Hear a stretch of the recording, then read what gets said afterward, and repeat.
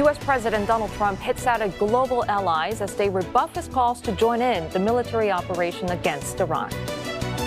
I think NATO's making a very foolish mistake, and he goes on to say he doesn't need their assistance, even though he's repeatedly pressed a military bloc as well as some Asian nations to help secure the Strait of Hormuz, a key transit point for oil and other goods. Their reluctance to be drawn into the conflict comes as a Trump-appointed counterterrorism official resigns. Joe Kent is contradicting the administration's basis for launching the war and is imploring an end to it. Iran confirms the deaths of two of its most powerful figures, Security Chief Ari Larijani and Basij Force Commander Gholam Reza Soleimani. Foreign Minister Abbas Araghchi says killing individual leaders won't really shake the system, while the Revolutionary Guards vowed revenge. Iran renews attacks on the UAE's energy infrastructure, targeting oil and gas production facilities for the first time. Operations at a natural gas field, one of the largest in the world, remain suspended as officials assess damage. Plus, oil prices keep rising amid concerns over prolonged supply disruptions. Iran's parliament speaker says shipping through the Strait of Hormuz will not return to its pre-war conditions. And rescue workers try to recover bodies and survivors from a clinic in Kabul as Afghan Taliban officials say hundreds of people were killed in a Pakistani strike. Islamabad denies the allegations, while the UN seeks an independent probe. But first, U.S. President Donald Trump has lashed out at NATO, calling some of its members' refusal to get involved in the American-Israeli war on Iran a very foolish mistake. The U.S. president called out Japan, Australia, and South Korea by name, insisting Washington did not need their help. Well, Mr. Trump had previously urged Asian countries, including China, to deploy warships to unblock the Strait of Hormuz. The closure of the oil channel has led to a spike in global energy prices. All right, for more, we are joined by Sheila Smith. She's a senior fellow for Asia-Pacific Studies at the Council on Foreign Relations. Dr. Smith, thank you very much for joining us. So President Trump has pointed out that the U.S. imports very little oil through the strait, while countries like Japan and South Korea depend heavily on it. Is he effectively saying this is their problem, not America's? And does he have a point? Well, I definitely thank you. It's so lovely to be with you. I definitely think that's the message that he's trying to convey. He does have a point in the sense that the sources of oil to Japan, South Korea, Australia, and China pass predominantly through the Strait of Hormuz. I think this is going to be a difficult topic for Prime Minister Takaichi when she arrives in Washington, D.C. tomorrow night. She will be the first head of state that will have this conversation with the president after his pronouncement about these alliances. We'll definitely get to the Japan trip in just a moment. But Mr. Trump also suggested the request was partly to see how allies would respond. How much pressure does that kind of loyalty test place on allies, and could it create a sort of a longer-term friction in U.S. alliances in Asia? Well, it is definitely a test, and I think not only the leadership in our Asian allied capitals, but also the publics are seeing it as a test of the alliances. I don't think this war is very popular, whether it be in Japan, South Korea, or Australia, but the demand that allied forces support the United States without prior consultation on the war is not going to sit very well in any of those Asian countries.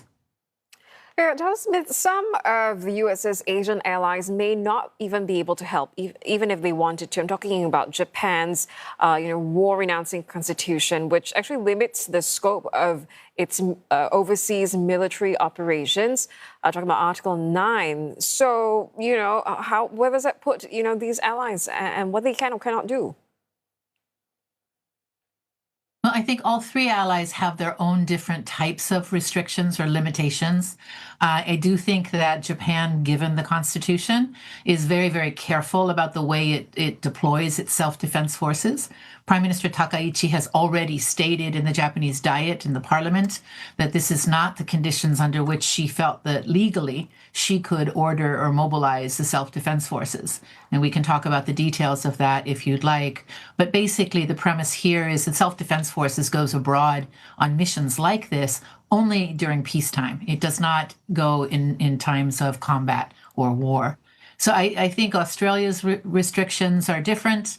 I think the South Koreans are also looking at their own capabilities and whether or not they have a role to play here.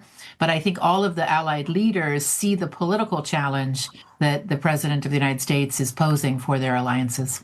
Yeah, let's get into those details then. I mean, what would PM Takaichi's red line be when they meet? Obviously, she'll have to try to balance Japan's need for Middle Eastern energy with the political risk of being pulled further into this, or rather being pulled into this conflict. And also, as you talked about, Ms. Takaichi, she had said in Parliament that Japan will also, do what it can, or rather examine what it can do independently and within the legal framework. So does this suggest to you that Japan might perhaps be seeking its own diplomatic channel with Tehran and altogether just bypassing U.S. strategy?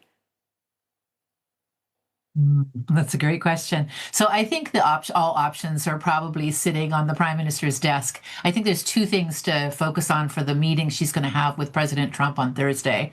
One is, of course, this was supposed to precede the president's trip to China.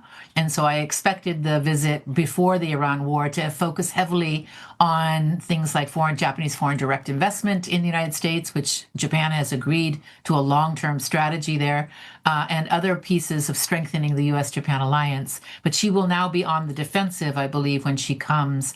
I think the idea for the Japanese government now is to talk to the president about other ways in which the prime minister would like to strengthen the partnership, one of which is the purchase of crude oil from Alaska. And again, on that foreign direct investment piece, to begin to think of ways to invest in infrastructure there.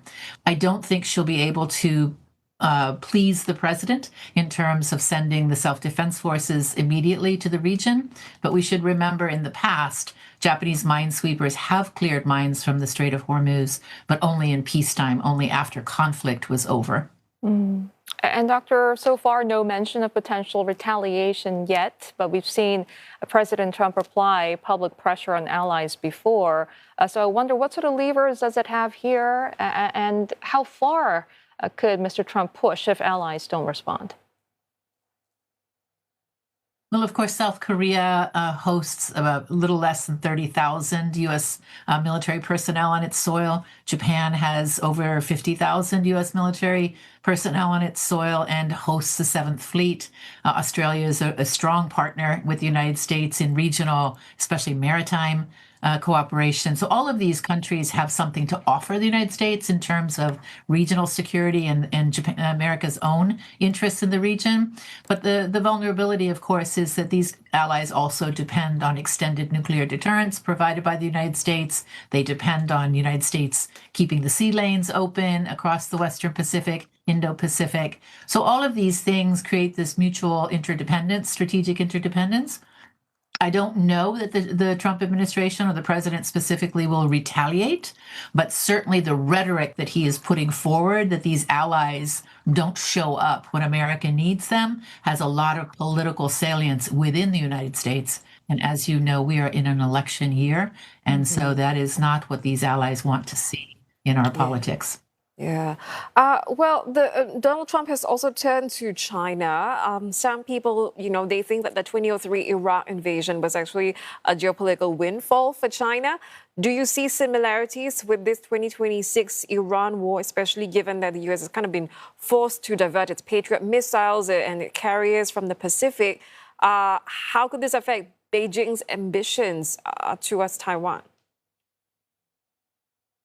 Well, there's a couple of different pieces to the China challenge here. One is obviously, and this is what many in Tokyo will also be worried about, perhaps more than the other allies in the region, and that is, will this war open the doors to further opportunity for China to control and influence events in the Middle East? But moving it to the Indo-Pacific region, as you suggested, the PLA has been quite active in and around Taiwan in the last couple of weeks. So again, there's a nervousness in the region about just how much the president remembers that there are other actors in the Indo-Pacific, in addition to what's going on in the Middle East, but he should certainly be wanting to keep America focused on the China challenge. You asked me earlier, and I didn't answer your question about Japan and Iran. I think it's an important piece of the puzzle here. There are calls in the Japanese parliament for greater diplomacy between Tokyo and Tehran. And on television, some of the leaders in Tehran have suggested that they may be willing to offer Japan a pass, as they did to India, Pakistan, and Turkey, if Japan does not support the American war against Iran. So I do think that that link in the region, in the Middle East, is an important one. All right. Well, thank you very much, Dr. Smith, for joining us. That was Sheila Smith, a Senior Fellow for Asia Pacific Studies Council on Foreign Relations. Thank you.